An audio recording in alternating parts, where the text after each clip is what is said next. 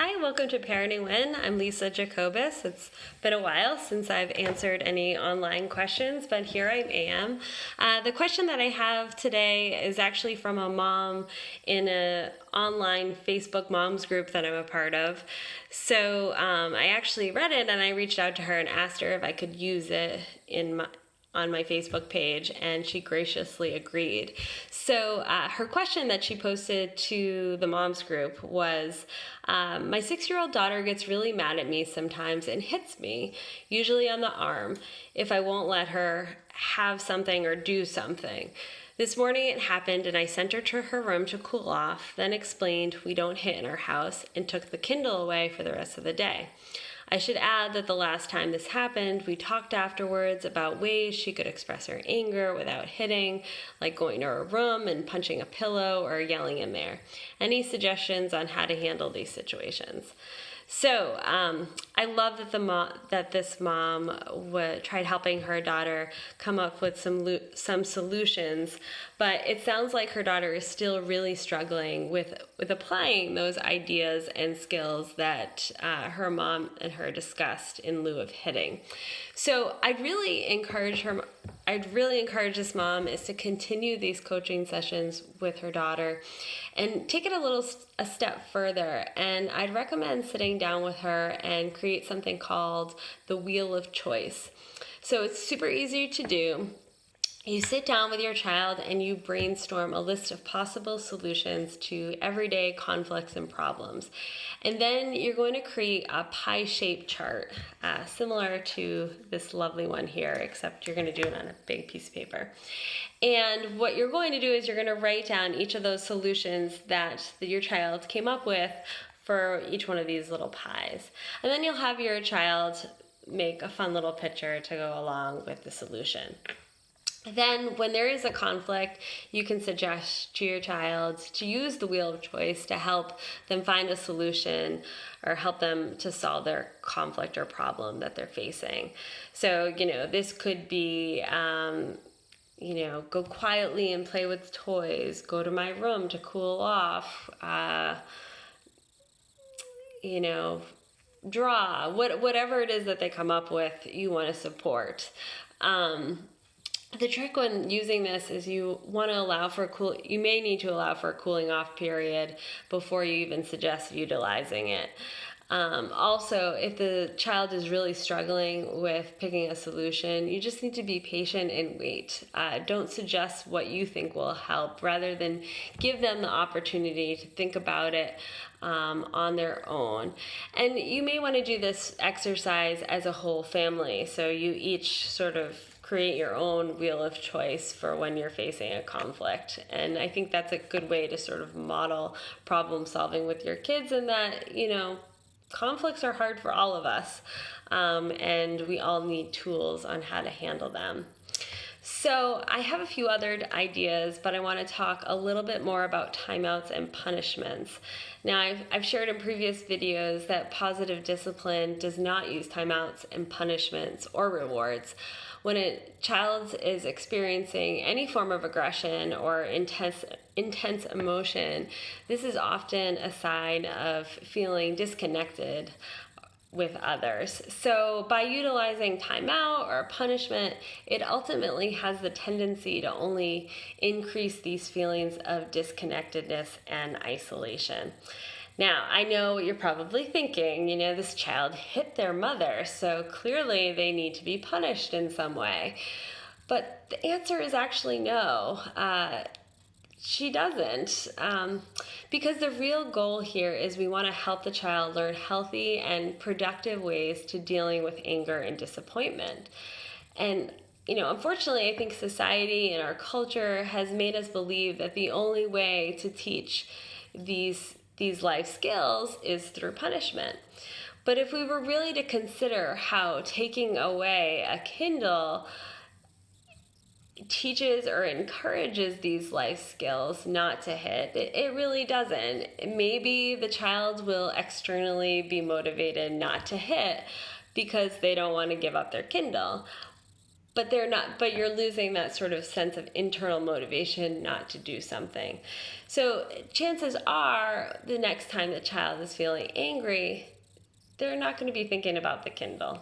So first, I want this mom to consider thinking about what scenarios and situations that these behaviors typically occur, or what's going on that sort of leads to this behavior. So it sounds like this child exhibits this behavior when she doesn't get her way. So beyond feeling disconnected, my guess is there's a little bit of revenge seeking. So you're not going to let me do this, I'm going to hit you. So oftentimes when children display aggressive behavior they do so because they feel powerless in the situation. So I really encourage this mom to be mindful of how she says no, or how she asks her daughter to do something that needs to be done. And certainly utilizing choices, as we've talked about in the past, will really help this child feel as though they have some sense of autonomy and control in the situation. So maybe, your daughter wants to watch television and go outside, but she needs to clean her room. You could say something like this at the very beginning of the day. I know you want to play outside today. I know you want to watch TV. We do need to your room does need to be clean. When do you want to do it? Do you want to do it before you go outside or after you go outside? So it's sort of giving up a little bit of that control as a parent, but I think it makes for smoother situations for your children. So if your child is still having a hard time following through with these expectations, a favorite of mine is a simple and easy phrase to always remember, and that is, I love you, and the answer is no. I think, in positive discipline, we talk about connectedness before correction, and that is a simple and easy thing to always remember, especially when you're feeling like, oh my God, I don't know what to do in this situation. They're not listening to me. If you can just say those words very calmly, a lot of times kids will sort of back down. Now, say these strategies still result in the child still hitting her mom. Now, mom did say that she sent her daughter to her room to cool off. And I would actually recommend not sending your child to their room, but rather model how to appropriately take a break. So I might say something like, I'm feeling really angry right now that you hit me, and I need to cool off. So I'm going to go to my room so I can calm down. Now, you'll say this in a very calm manner, if you can. And you do this if you really truly are feeling angry and you need to cool off. And if you can separate your own emotions and not take her hitting you personally, then I would simply just try to sit and be there with your child. So you hit me, it seems like you're really angry right now. What's going on? Tell me more about how you're feeling. Offer a hug. Let her know that you're here to listen.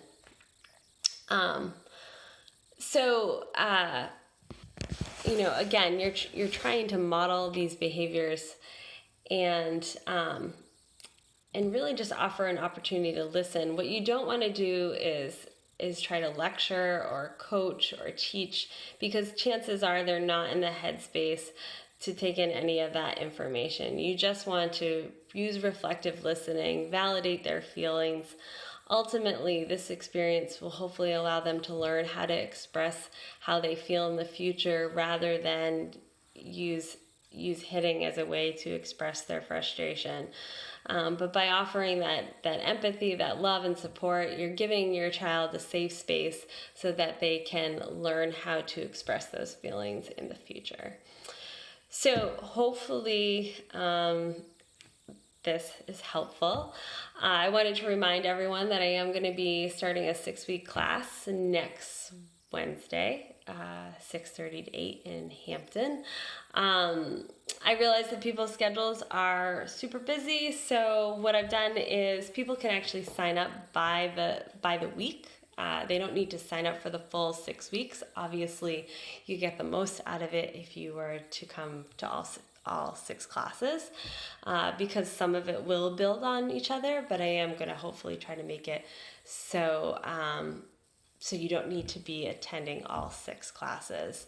I wasn't going to post what the topics were, but I think I've changed my mind, and I think I'm going to, so that way it gives people the flexibility to choose maybe what class they're more interested in attending. So love to hear your feedback. Definitely send me some messages, and look forward to hearing from you soon. Thanks so much.